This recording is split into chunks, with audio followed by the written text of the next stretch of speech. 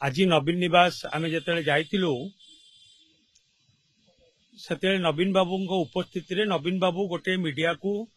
गोटे तांकर वक्तव्य रखिंट जोटा कि आपण माने वर्तमान टीवी रे देखुथिबे। नवीन बाबू वक्तव्य बा वार्ता एया थिला बिजू जनता दलर नेतृवृंद माने जेहेतु आमर एते बड़ पार्टी ऑफिस शंख भवन रही शंख भवन रे बसिकी तांको दलीय कार्यक्रम आलोचना करंतु। द्वितीय कथा थिला कि प्रभात त्रिपाठी विषय रे से कही कि प्रभात त्रिपाठी बिजू जनता दल एक्सपेल होती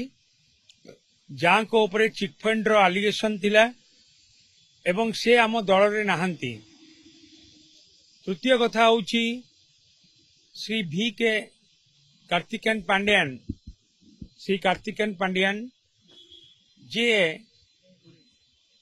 सरकार रे रही कि अनेक भल काम करिसंती किंतु से 10 मास हैला बिजू जनता दल रे कौनसी कार्यक्रम रे नाहंती एवं तांकु नहीं कि कौनसी चर्चा बा आलोचना न हवा उचित। कार्तिक पांड्यान 10 मास हैलानी दल रे नाहंती एवं दलीय कार्यर कौनसी दलीय कार्य सहित संपृक्ति तांकर नाही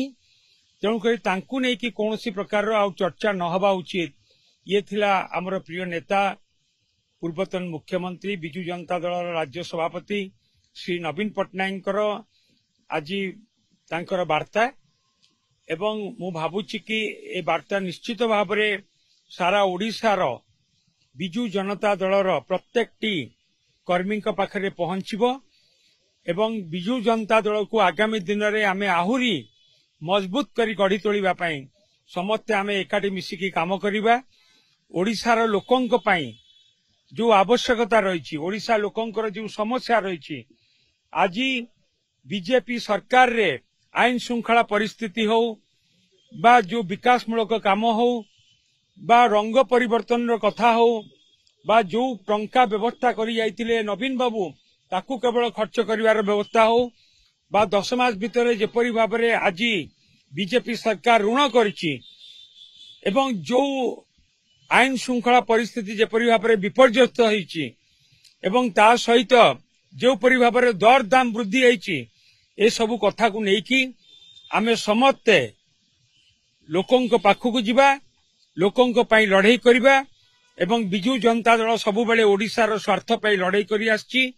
एवं बिजू जनता दल लोकंक स्वार्थ पई सबु बेले लड़ाई करछि ओडिशार स्वार्थ पई लड़ाई करछि। हमर ए लड़ाई आगामी दिन रे जारी रहिबो।